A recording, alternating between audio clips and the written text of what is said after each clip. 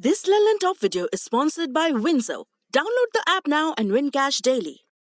घर बैठे बोर हो रहे हो तो अपना एक गेम खेल लीजिए भारत के best gaming platform WinZO app पे। यहाँ पे आप अपना फेवरेट स्पोर्ट खेल सकते हो एंड जीत सकते हो बहुत सारा रियल कैश जो आप अपने बैंक अकाउंट, यूपीआई या पेटीएम वॉलेट से विड्रॉ भी कर सकते हो इंस्टेंटली।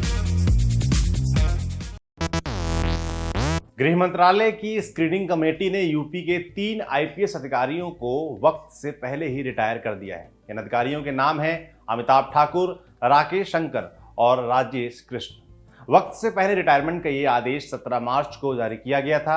यूपी प्रशासन के अनुरोध पर अखिल भारतीय सेवा डीसीआरबी नियम 1958 के नियम 16(3) के तहत ये आदेश जारी किए गए थे। अमिताभ ठाकुर 1992 बैच के आईपीएस रहे हैं। वे फिलहाल आईजी रूल्स एवं मैनुअल के पद पर थे।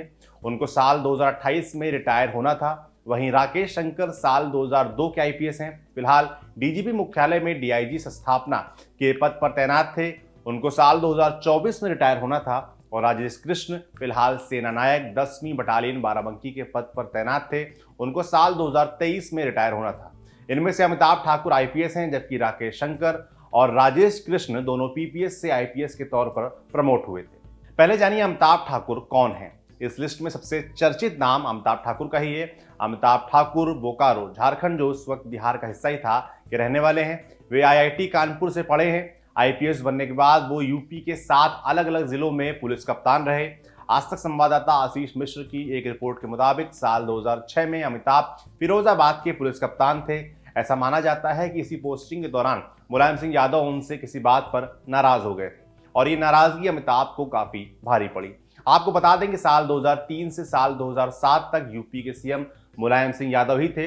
उनकी नाराजगी के बाद किसी भी बड़े जिले में अमिताभ को बतौर एसएसपी तैनाती नहीं मिली।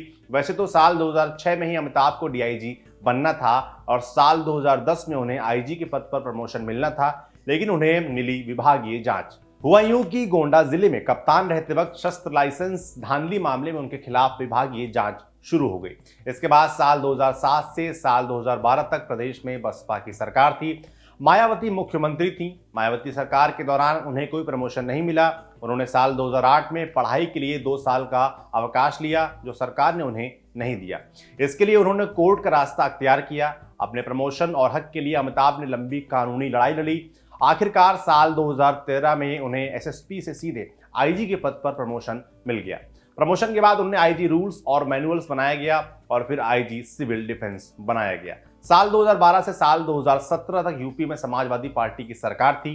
सीएम थे अखिलेश यादव। इसी दौरान साल 2015 में अमिताभ ठाकुर ने मुलायम सिंह यादव पर धमकाने का आरोप लगाया था। उन्होंने दावा किया था कि सपा नेता ने उन्हें फोन पर धमकाया था और ये सारी बातचीत उन्होंने रिकॉर्ड कर ली थी। इस मामले में उन्होंने मुलायम के खिलाफ एफआईआर भी दर्ज करा दी थी। इस मामले में कोर्ट ने पुलिस से मुलायम सिंह से आवाज का नमूना लेने को कहा था। बाद में मुलायम सिंह ने मान लिया था कि ऑडियो में उनकी आवाज है और एक बुजुर्ग के नाते वो अमिताभ को समझा रहे थे।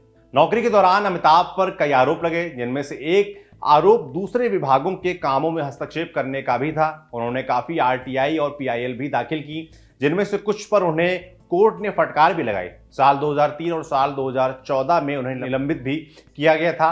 5 बार उनके खिलाफ विभागीय कार्रवाई भी हुई। संपत्ति के मामले में भी उन पर आरोप लगे, लेकिन उन्होंने कहा कि कैसी भी जांच करा लो, सब लीगल है, मैंने कुछ गलत नहीं किया। संपत्ति वाले आरोप साबित नहीं हो सके। तो कुल मिलाकर में अमिताभ ठाकुर ने अपने करियर के दौरान कई बड़े उतार चढ़ाव देखे हैं और अब रिटायर होने के बाद उन्होंने अपने घर के नेम प्लेट पर लिख लिया है अमिताभ ठाकुर जबरिया रिटायर्ड आईपीएस। राकेश शंकर की बात करते हैं। राकेश शंकर प्रयागराज के रहने वाले हैं। फिलहाल वे डीजीपी मुख्यालय में डीआईजी स्थापना के पद पर तैनात थे। देवरिया के शेल्टर होम मामले में उन पर भी सवालिया निशान लगाए गए थे। दरअसल देवरिया जिले में गिरिजा त्रिपाठी नाम की महिला शेल्टर होम चलाती थी। साल 2018 में शेल्टर होम से एक लड़की भागकर पुलिस थाने पहुंची और बताया कि शेल्टर होम संचालक जबरन लड़कियों को बड़े लोगों के पास भेजती थी। मीडिया रिपोर्ट्स के मुताबिक इस शेल्टर होम का लाइसेंस साल 2017 में खत्म हो चुका था, लेकिन अपने रसूख के दम पर गिरिजा त्रिपाठी इसको चला रही थी। इस मामले में जांच हुई तो कई पुलिस वालों तक इसकी आंच पहुंची। कई थानेदारों के साथ कुछ अन्य पुलिस वालों पर भी कार्रवाई हुई। फिलहाल इस केस की जांच सीबीआई कर रही है। ये बेहद हाई प्रोफाइल मामला था और इसने देश भर को चौंका दिया था। राकेश शंकर नवंबर 2017 से मार्च 2018 तक देवरिया के कप्तान थे। उन पर इस केस में आरोपियों के साथ साठगांठ के आरोप लगे थे। आरोप यह भी था कि वक्त रहते उन्होंने शेल्टर होम के खिलाफ कोई एक्शन नहीं लिया। उनके खिलाफ विभागीय जांच भी हुई थी। हालांकि इसके बाद उन्हें प्रमोशन भी मिला और बस्ती रेंज का डीआईजी भी बनाया गया। बाद में उन्हें डीजीपी मुख्यालय से अटैच कर दिया गया। अब वर्तमान कार्रवाई तक वो डीआईजी कार्मिक के तौर पर काम कर रहे थे। अंग्रेजी अखबार टाइम्स ऑफ इंडिया से बात करते हुए उन्होंने कहा कि उन्हें सरकार की ओर से भेजा गया आदेश मिल गया है और इसको चैलेंज करने का उन्होंने फिलहाल कोई फैसला नहीं लिया है। तीसरे अधिकारी हैं राजेश कृष्ण।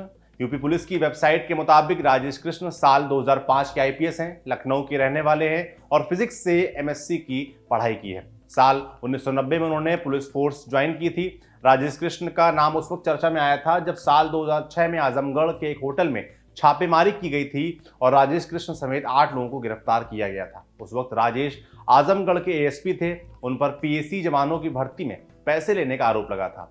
उस वक्त आजमगढ़ में पीएसी जवानों की भर्ती हो रही थी। आरोप था कि इस भर्ती के लिए पैसे लिए जा रहे हैं। किसी ने एंटी करप्शन ब्यूरो से इस बात की शिकायत की थी। इस शिकायत के आधार पर एसीबी ने जिले के एक होटल में छापा मारा था और काफी पैसे बरामद किए थे। साथ ही तत्कालीन एएसपी राजेश कृष्ण को भी गिरफ्तार किया था।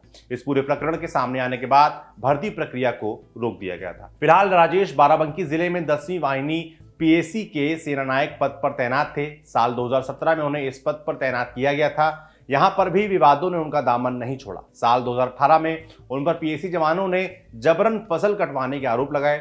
जवानों का आरोप था कि राजेश उनसे कैंपस में लगी फसल को कटवाते हैं। इसका एक वीडियो भी वायरल हुआ था। हालांकि राजेश ने इस मामले में कहा था कि जवान खुद अपनी मर्जी से श्रमदान करते हैं और साफ सफाई करते हैं। अब जानते हैं इस मामले पर सरकार का क्या कहना है। एडिशनल चीफ सेक्रेटरी गृह अवनीश कुमार अवस्थी ने कहा, मिनिस्ट्री ऑफ होम अफेयर्स के आदेश के मुताबिक राज्य सरकार ने अमिताभ ठाकुर, राजेश कृष्ण और राकेश शंकर को उनके प्री मैच्योर रिटायरमेंट के बारे में बता दिया है। हटाए गए अधिकारियों का क्या कहना है। इस मामले में दी लल्लन टॉप ने बात की आईपीएस अमिताभ ठाकुर से। उन्होंने कहा कि मैं कल तक सरकारी सेवक था और सरकार के आदेश का पालन करना मेरा काम था। मुझे सेवानिवृत्ति का आदेश मिला है तो मैंने आदेश का पालन किया और पदभार छोड़ दिया। अब मैं आदेश को पढ़ रहा हूं और इसके बाद ही आगे के लिए फैसला करूंगा। हमने अन्य 2 अधिकारियों से भी बात करने का प्रयास किया पर बात नहीं हो सकी। आपके लिए जानकारी लाए थे हमारे साथी वरुण। देखते रहिए दी लल्लन टॉप।